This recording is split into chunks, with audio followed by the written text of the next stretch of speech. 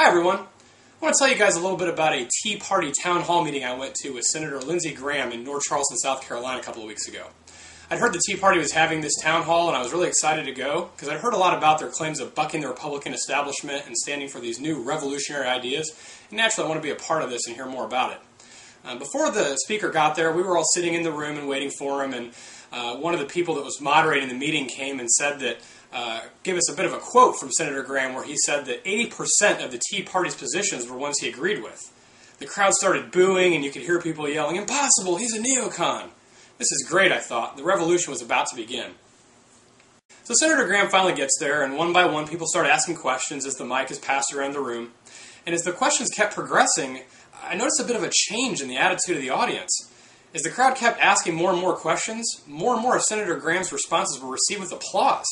I started to ask myself, are these guys agreeing with him? On most of the major topics in that 90 minutes, they sure seem to be.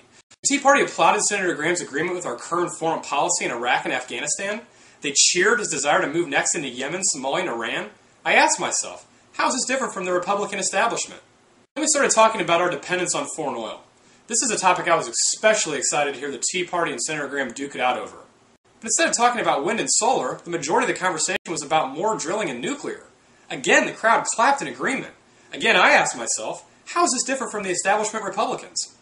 At one point in the meeting, Senator Lindsey Graham gave a small speech about the greatness of the Constitution and the importance of religious freedom. But then immediately after talking about that, he was cheered for stating his opposition to the building of a mosque at the Burlington Coat Factory 2 blocks from Ground Zero. Apparently the irony was lost on everyone. Regardless of how you personally feel about that issue, how is this different from the establishment Republicans? All things considered, I felt like it was a really good discussion, and there were a lot of great points made on both sides, but it really left me wondering, where are the revolutionary ideas? Where's the tea? Thankfully, at the end of the meeting, Senator Graham closed by asking the Tea Party members to give him a list of 10 things he can do to fix this country.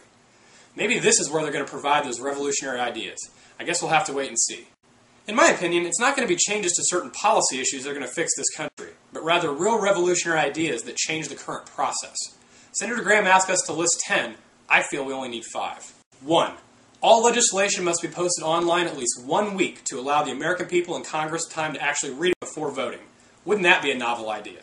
It must also be linked to its constitutional authority, and while we're at it, maybe a law not allowing completely unrelated legislation to be tacked onto it at the last minute might not hurt either. 2. Full audits of the unelected, unregulated Federal Reserve must be conducted and presented to the people on a regular basis. A major part of a democracy is knowing how our money is being spent. After all, he who controls the money controls everything. It's not rocket science. 3. Anytime a soldier goes overseas where any ammunition is expelled, there must first be a declaration of war signed by Congress. I would also appreciate a clearly communicated measurable goal first, if at all possible. 4. Any candidate for the presidency or Congress who gets their name on enough ballots to mathematically be able to win a national or state election must be allowed to participate in all national and state broadcast debates. Did you guys know the government controls who participates in presidential debates? Big surprise, they only show us Democrats and Republicans. We all know how well they've done lately. Finally, 5. During the entirety of our democracy, newspapers have been key to ensuring we've kept the democracy we are so blessed to live in. Now and in the future, the internet is that medium, and the free and uncontrolled of information is still key to our democracy. No law may be written that would give corporations, the government, or anybody else control over our access to the internet. In my opinion, if we do these 5 things, we put the power to fix this country back into the hands of the only people who can. We the people, not the politicians. Now there's an idea that's truly revolutionary. This has been Political and Correct with Jeff O'Toole. Thanks for listening.